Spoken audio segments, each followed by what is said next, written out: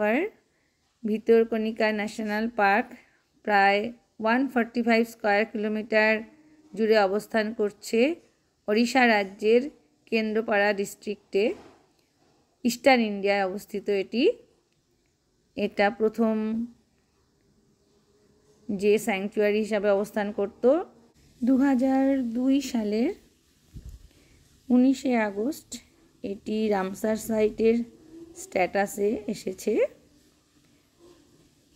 এটা second largest Ramsar site of Orissa state after Chilka lake. আমরা ভেতরকণিকার আরও ভেতর দিকে যাব, তো এখন একটু পারমিশন নেওয়া হচ্ছে। এখানে গভর্নমেন্ট পারমিশন নেওয়া দরকার, তো সেটা 2টো পর্যন্ত দেওয়া হয়, 2টোর পর ওটা বন্ধ হয়ে যায়। তো পারমিশনের জন্য আধার কার্ডের প্রয়োজন হয়, যে কোনো একজন ফ্যামিলি মেম্বারের। পারমিশন পেয়ে আমরা আরও বেশি জঙ্গলের দিকে যাব। আমি এইটুকু জায়গার মধ্যেই আমি একটা ছোট কুমিরের বাচ্চা দেখলাম আর তার মাকেও দেখলাম, কিন্তু ক্যামেরা বন্দি করতে পারিনি, কেন কি তখন আমার ক্যামেরাটা ব্যাগের মধ্যে ছিল আর বোটটা স্পিডে বেরিয়ে গেল।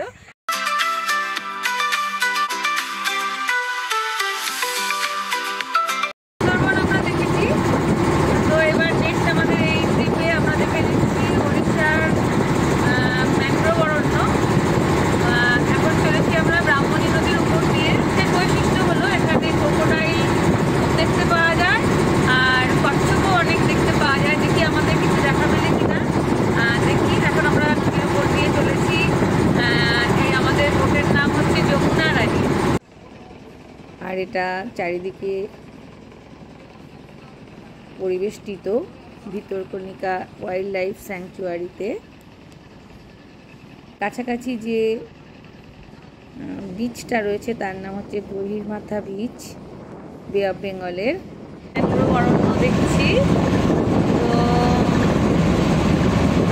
এটাও আমাদের ভারতের অ্যামাজন লাগছে আমার কাছে। কিউট কিউট পাখি। উপরে হ্যাঁ হ্যাঁ হ্যাঁ ঠিক বলেছো। পোজ দিচ্ছে পোজ দিচ্ছে।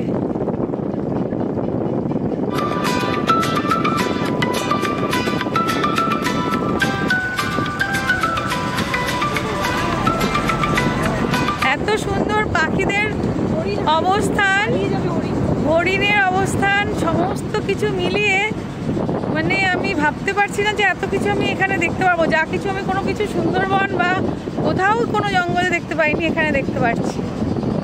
অসংখ্য অসংখ্য।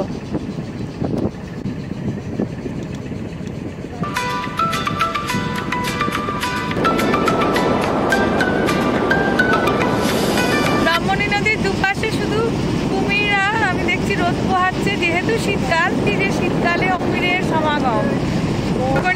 ভুবনেশ্বর থেকে আমরা গাড়ি ধরে এলাম, ভদ্রক থেকেও আসা যায়। 3 ঘন্টা 3.5 ঘন্টা মতন সময় লাগে। বোটম্যানটা বলছেন যে আরও সামনে বড় কুমির রয়েছে, হরিণ। ওনারা অল টাইম দেখেন বলে আমাদের গাইড করছেন, তাই জন্য আমরা অসাধারণ সব দৃশ্যাবলী দেখতে পাচ্ছি।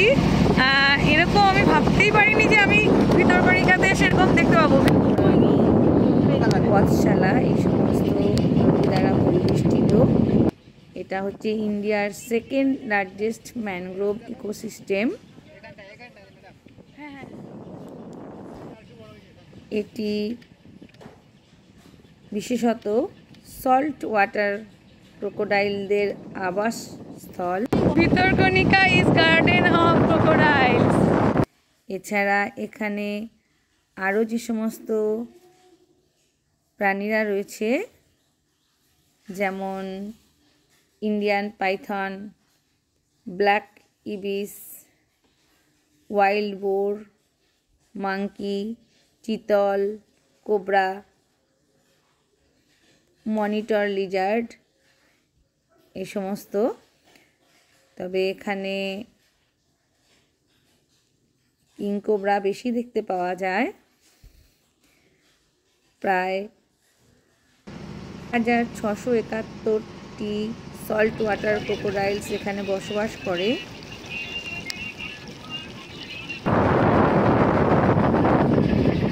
সকলে ছবি তুলছেন, ওরা পোজ দিচ্ছে আর আমরা সব বোট করে করে ছবি তুলছি।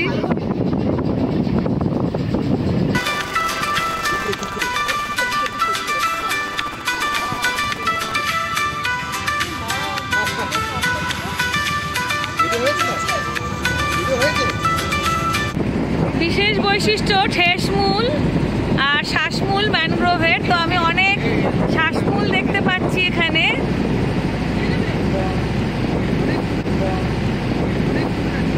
এখানে সল্ট ওয়াটার ক্রোকোডাইলকে ব্রিডিং করা হয়, এরকম একটি হ্যাচারিও আমরা দেখতে পেলাম। এখন প্রায় 3000 সল্ট ওয়াটার ক্রোকোডাইল এখানে রয়েছে। 2006 বুক অফ ওয়ার্ল্ড রেকর্ডে এটিকে নোট করা হয়েছে, যেহেতু এটি ইন্ডিয়ার second largest mangrove ecosystem after Sundarban. তো এই ন্যাশনাল পার্কে অনেক পর্যটক এবং পাখি বিশারদরা এখানে আসেন। অনেক ধরনের পাখি দেখতে পাওয়া যায়, তার মধ্যে বিশেষত রয়েছে কিংফিশার। আজকে ভিতরকণিকায় নাইট স্টে করব, তো আমাদের সফর এখানেই শেষ হলো। এর ওপর যে আমরা এখন লঞ্চে করে এলাম, আমাদের ডেস্টিনেশন অরণ্য নিবাস।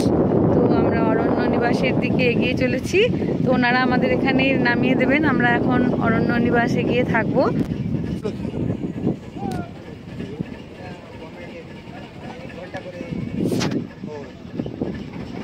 আচ্ছা, এগুলো গভর্নমেন্ট বোট, অল্প টাইমের জন্য 1 আওয়ার ঘুরে আসা যায়।